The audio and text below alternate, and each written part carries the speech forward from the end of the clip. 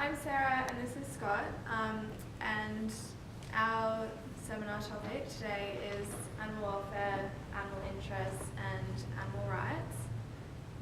So the structure that we're going to go through, first we'll just give you an introduction into it, just start to get you thinking about your own moral beliefs, and then we'll look through the animal welfarist perspective, the utilitarian approach, and then change from you thinking of a welfarist perspective to more of a rights-based perspective. So we'll lead into that with the argument for marginal cases, and then into the abolitionist approach to animal rights, and then conclude and sort of have a bit of an intro into Earth jurisprudence, which we believe is sort of a better ethical and moral way to live in the world, I guess. So the two questions that we've been asked to discuss today is: how persuasive is the argument for marginal cases in justifying a significant moral status for animals, and what moral significance should be accorded to animals? So the general philosophical thinking on the moral standing of animals is extremely diverse. Non-human animals exist on the borderline of our moral consciousness, where most of us have come to consider them deserving of rights subject to moral relativism. And most simply, moral relativism can be described as the truth or falsity of moral judgments based on relative traditions of individuals or groups of people. And this theory lends to the argument that our moral opinion of animals as a society or just as an individual is not definitive of true reality, and there's a clear possibility for change. So it's important to understand that our cultural and social conditioning can significantly influence and shape our beliefs, and ultimately play a role in our own subjective opinions about the moral significance of animals. Throughout this presentation, we want you to reflect on how your own moral beliefs are relative to aspects of your life, such as where you live or how you've been raised, and to further question how this has shaped your own belief of the moral standing that you think that animals deserve. Awesome. So just leading off from looking at some of the cultural and the social conditioning we've been exposed to, just going to run through a quick initiative with you guys. So upon first looking at this picture, can I get any comments, how people think, how they feel about seeing this picture? Anything? Yeah. Requires more cheese on top. Requires more cheese, awesome. Hungry. Hungry, yeah, awesome. So most people will get a sense of like, oh, it looks delicious. It's quite a positive, feeling associated with that. It looks like it's something we can really consume ourselves. So say if you're at dinner and your guest serves this for you, and you ask the guest, like, this meal is absolutely delicious, what's the secret recipe in this meal? And your guest says, well, the secret is all in the meat. You just use half a kilo of golden retriever meat. Now, any change in our perspective or our opinions on this meal? Can I get any responses from the crowd? Savage. Savage, okay, yes, excellent. Any other feelings? Not hungry. Not hungry, yeah, perfect. So the thing is, what we've experienced here is just a shift in perspective. The same thing, looking at it through a different way. But it's interesting how in our perspective, once we find out that this meal is made of dog meat, that our opinions differ as to the deliciousness, the edibility, that's a new word, of that meal. So it's important to understand why, for some reason, we love dogs, we eat pigs, and also wear cows. So just to frame some of our thinking and understanding where our beliefs have stemmed from, Dr. Melanie Joy did a PhD into carnism. Now what carnism is actually the invisible belief system or ideology that actually conditions people to support the use and the consumption of certain animals. Not all animals, because of all the animals we have, there's only a select few that are considered edible, some are inedible, some are pets, etc. So this was a concept that's only new to me in the last few years, but it helped me understand why I held the beliefs in terms of the moral significance of animals. Awesome. And just before I get stuck into the animal welfare side of things, carnism is institutionalized. So this belief system ideology is pervasive. It's a dominant ideology that is, as we know through law, certain animals are considered property. They're subject to varying levels of treatment depending on our extrinsic value we place on them. So some of the approaches and philosophical approaches to the moral significance of animals, as we've discussed today, is the welfarist approach. Now, the welfarist approach is the prevailing paradigm that we've been exposed to, and it has kicked off in the early 19th century, as we found out earlier. So the welfarist approach is primarily concerned with how animals are treated during their use. So the welfarist approach makes reference to the 5 freedoms for animals. So these 5 freedoms include the freedom from hunger and thirst, from discomfort, freedom from pain, injury and disease, freedom to express normal behaviour, and the freedom from fear and distress. Now, what's potentially the most fundamental right that isn't listed up on this list of 5? Does anyone see? There's no freedom to life, correct. So the fundamental standpoint of the welfarist approach is that animals do not have a right to life, that as long as they are treated well, treated humanely during their use, their use is morally acceptable. So this standpoint argues that we can use them as long as they're treated in a relatively humane, comfortable way. So the animal welfarist approach is, as I said, the dominant paradigm that we've been exposed to. And this approach can often be used to sell products to consumers. For example, we've got some cheese here, and it's got the happy cow label on it. Now, as a consumer, you may see this and be like, wow, this is an awesome product, I want to purchase this. So some of the arguments against the welfarist approach is that there is a focus on the welfare of animals. Consumers want to know the animals have been treated well and they've been looked after. So the welfarist approach supports and promotes the exploitation of animals. And just for example here with the dairy cows, we've got another calf here, another cow. Now we have been we've been told that they don't have a life of suffering, that they are a happy cow by the time that product is created. However, the reality can be quite different. So in Australia, with the current industry codes of practice, the calves of the mothers are actually stripped away from their mothers, usually within a few days, and they can be killed using blunt force trauma, sledgehammers.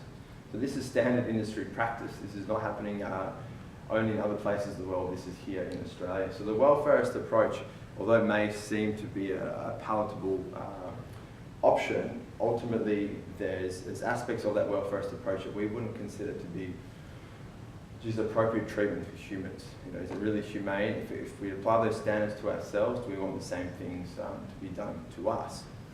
Now, just click on the link here. So the RSPCA, they've actually got an article on how to humanely slaughter animals.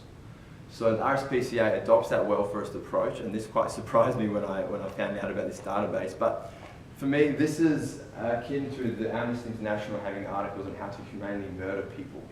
So if RSPCA are to be championing for the protection and care of animals, it doesn't seem too consistent to be encouraging, or at least telling people how to do it, how to slaughter, how to murder animals. So I'll just come back to the presentation.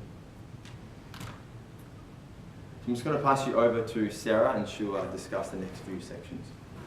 Okay, so the next section is the utilitarian approach. So, as I'm sure most of you know by now, the utilitarianism is the doctrine that actions are right and justifiable if they're useful or for the benefit of the majority, and that the aim of an action should be the greatest amount of pleasure or happiness for the greatest number of people. And the most prominent theorist who uses utilitarianism, as we just saw, is Peter Singer. And Singer argues that animals' interests should be a considering factor when looking at human action against them. However, this is still an outcome-focused approach. So similarly to the animal welfarist approach, it's not concerned with the fact that animals are used in the first place, rather just how they're used. The utilitarian approach, as we saw, is not a rights approach. For example, Singer doesn't oppose scientific testing on animals if the outcome of the testing is finding a cure to a human disease. And in this example, following Singer's theory would ask us to equally to consider the animal's interests, but not necessarily to seek an outcome where the animals receive equal treatment necessarily. And however, this underwhelming level of equality that Singer offers to animals still allows for exploitation and suffering of animals. Utilitarianism is not only disregarding of non-human animals, but also humans. Even Singer acknowledges, for example, that it would be permissible to use non-consenting humans for scientific experiments if the benefits of all of the affected humans was outweighed by the benefit to the majority of humans. So not only does this approach fail to give non-human animals rights, it also fails to adequately grant them to humans. Therefore, it seems basically ridiculous that a utilitarian like Singer can be called enormously influential for the animal rights movement, as he has been in a lot of literature, when as we can see that utilitarians don't really stand for any rights at all. And the fact that this is a welfare and not a rights-based approach is a major issue for the animal rights movement, as we mentioned earlier regarding the animal welfare approach as well. Theories such as these take away from the goal that us as animal activists are trying to achieve, which is moral equality and rights for animals. And so before discussing our final approach, as I said before, I want to explore an argument that might shift your thinking away from a welfare to a rights-based position, and this argument is the argument from marginal cases, which I'll just refer to as AMC from here. AMC is the argument based on comparing human and non-human animals that have arguably been proven to have the same or similar intellectual capacity. AMC helps to give reasons for the defensibility of claims that animals have basic rights due to their sentience, and that species membership is irrelevant when considering moral patient status itself. However, this theory is not without major contentions and discrepancies, which I'll come to describe shortly. AMC is theorized in many different ways, namely due to the nature of the argument being so variable. As the reader or interpreter, you have to bring forward your own assumptions about the moral standing of humans and non-human animals. It urges you to question whether you consider some humans less deserving of rights than others, and in contrast, whether you consider some non-human animals more deserving of rights than others.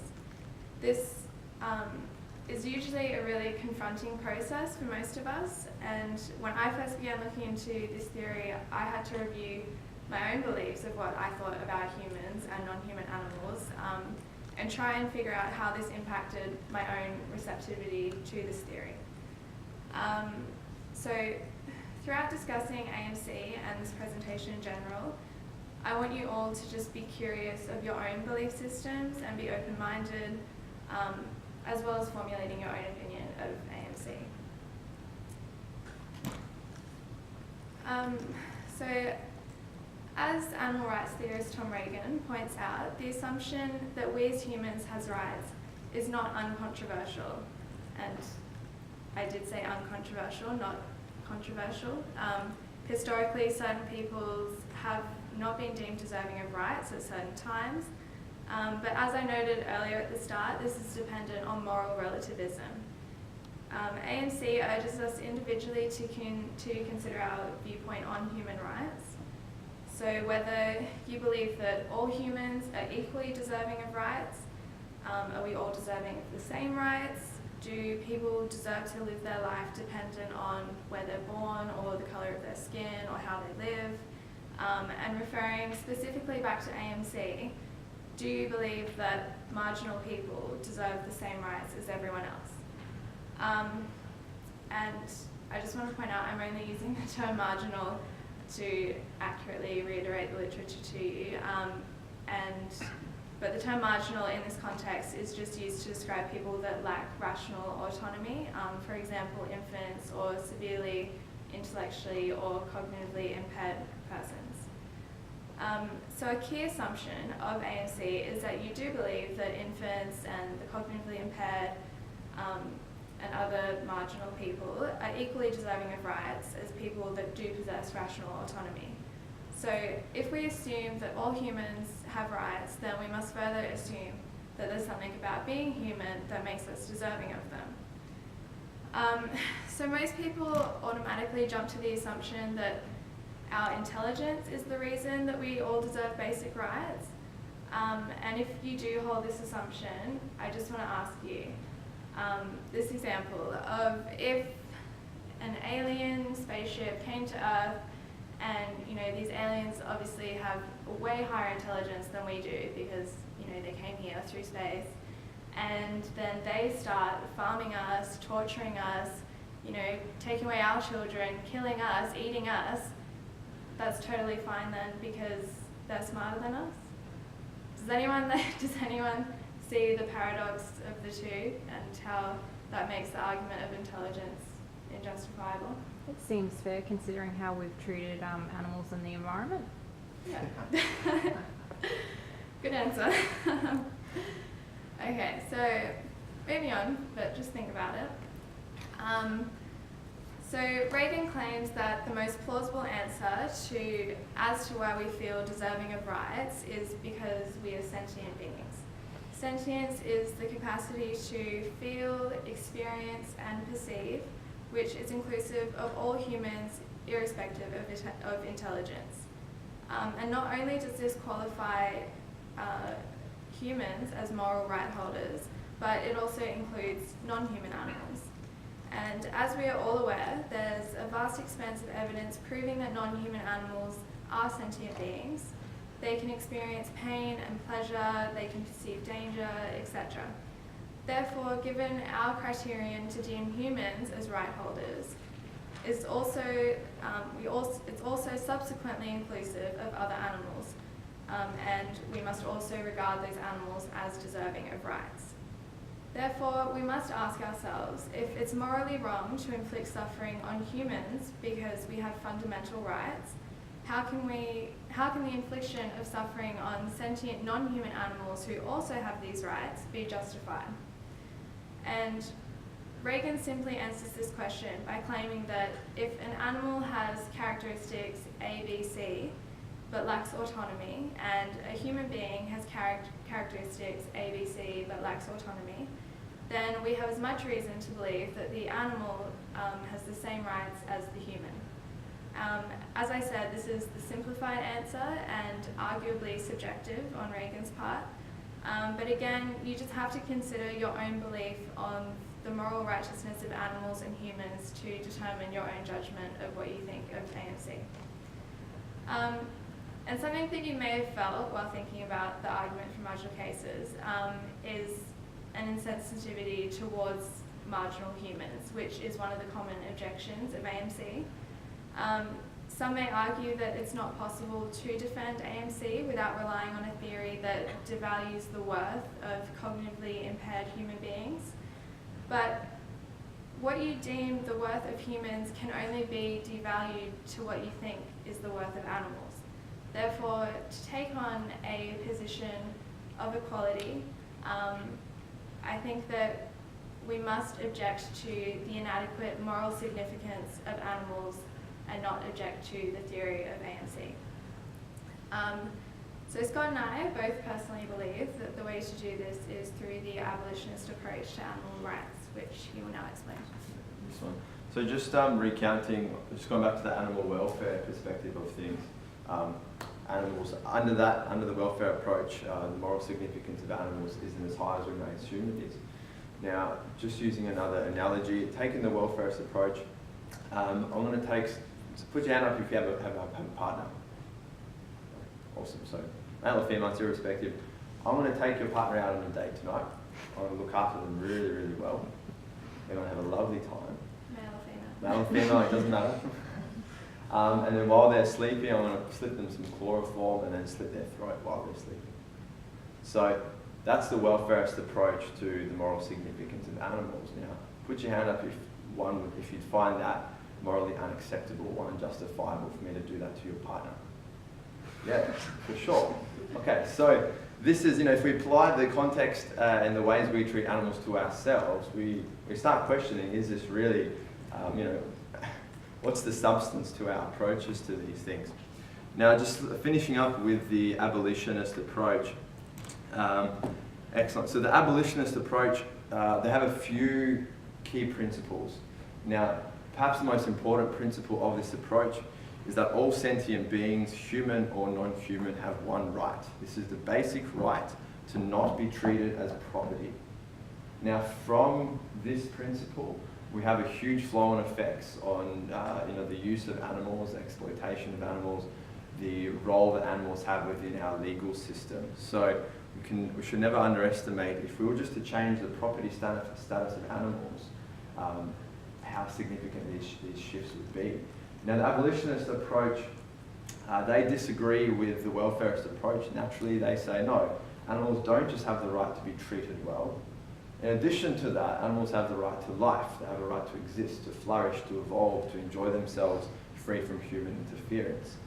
So if we were to promote, say, the first abolitionist approach principle and look at changing the property status of animals, recognizing this one basic right means that we must abolish and not merely regulate the institutionalized animal exploitation. And that abolitionists should not support welfare reform campaigns or single-issue campaigns. So when it came to human slavery, we didn't say, let's just regulate the slavery. A little bit of slavery is good, Monday through Thursday, and then slavery through Thursday through Sunday is not good. We know human slavery is morally unacceptable. We know this, we don't debate this. So we decided to abolish slavery, not regulate the exploitation of humans. So looking at a natural progression from slavery, we've had the continual subjugation and oppression of women, and there's been huge fights to regain women's rights. And we didn't say, let's just regulate women's rights. No, they're deserving of full rights and that should all be recognised. The next progression is looking at the non-human animals we have on this planet and acknowledging their rights. And they have the right to not be exploited and used. So the issue with these single issue campaigns is that if we have a campaign which says stop wearing fur, for example, but that same company may not discourage the consumption of animal products for food, then all of a sudden we've got this hierarchy where exploiting animals for fur is morally more unacceptable than consuming animals for food. And then there may be a campaign, for example, the greyhound racing, and then the live baiting is considered somewhere on this hierarchy. But ultimately, all of this is exploitation of non-human animals. And this exploitation is, the overwhelming majority of the time, unnecessary. So if we now introduce the doctrine of necessity and apply this filter to our uses of animals, we can see in some instances the use of animals can be morally defensible, because people will say, for example, nomadic people up in the Himalayas or in the Arctic, they may not be able to grow plant-based food. The only option is to hunt. The only option is to exploit animals. However, they're in the minority. We, in developed countries and societies, we've got the liberty to choose what we consume, the liberty to choose what products we support. So applying necessity to our options, Sarah and I both believe that the moral significance of animals should be a lot higher than many people believe it is, and that the use of animals should be completely abolished, except for those instances where out of necessity and for survival, people need to exploit animals. So all of these things we've discussed, we're just going to show you a quick link onto, if we were to reverse the roles, as I have done a few times with you guys, just to show you the things we're doing to animals in another light. So I'm just going to run through these quickly.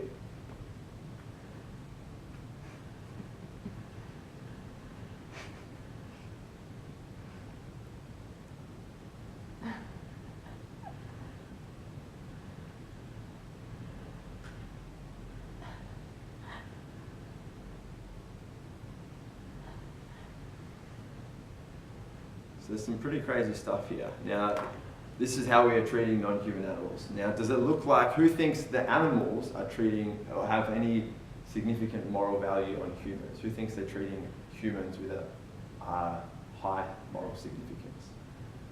Doesn't look like it because they're not. And this is the reality of our treatment and exploitation of non-human animals. Sorry. Awesome. Excellent. So just to conclude here, Western systems of human governance have been largely anthropocentric. They favoured human interests over the interests of non-human animals. Our laws, everything has been so speciesist in our approach. We have these hierarchies where men are considered at the top through our capitalist patriarchy, women are considered less important, and then the cute, charismatic megafauna are really, really nice and lovely, and they're of high moral significance. And then we've got our domestic animals and our food animals down to smaller, considered less significant animals. Now, this is a reflection of the current paradigm we're operating in. And Sara and I believe that a shift towards this approach on the right-hand side, this ecological approach, truly reflects how we can live in a sustainable manner and how we can actually acknowledge those rights of all non-human animals as well as our own. So I'd just like to introduce everyone quickly to the theory of earth jurisprudence. Now, this is an emerging legal theory, which is an ecological theory of law. And one of the central principles of this theory is the principle of the earth community. Now, the earth community consists of living, non-living components. All of us, all the rocks, all the glaciers, all those natural processes that are occurring, they all form members of the earth community. Now, the position of earth jurisprudence is that the right of all members of the earth community to thrive, flourish and evolve needs to be acknowledged and upheld. It's not about deciding whether these things have rights. They have rights. It's whether we choose to acknowledge that or not, which is the most important thing. So it's about potentially, as Stephen said earlier, reevaluating our relationship with nature and really thinking critically about that. And my bet is if I was to take all of you as young kids, go back a few years, and I put a bunny rabbit and a carrot in front of you, my money's on that you're not going to rip the head off the bunny rabbit and play with the carrot. I reckon you guys are going to be eating the carrot and playing with the bunny rabbit. That at our core as a species is compassion, is love, is peace and respect. However, I feel we've been conditioned out of that to support the industries that have become considered normal and natural and necessary in our society. Thank you guys.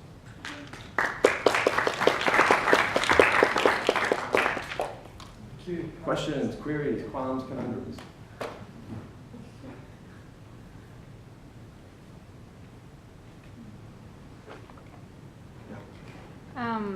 I think that you'll agree that most people, most of the Australian public do care about animals. They don't want them to suffer. For sure. However, the teachability of a lot of people is very limited, as discussed in an earlier presentation when the girl was talking about speaking to an older person about not eating meat any longer.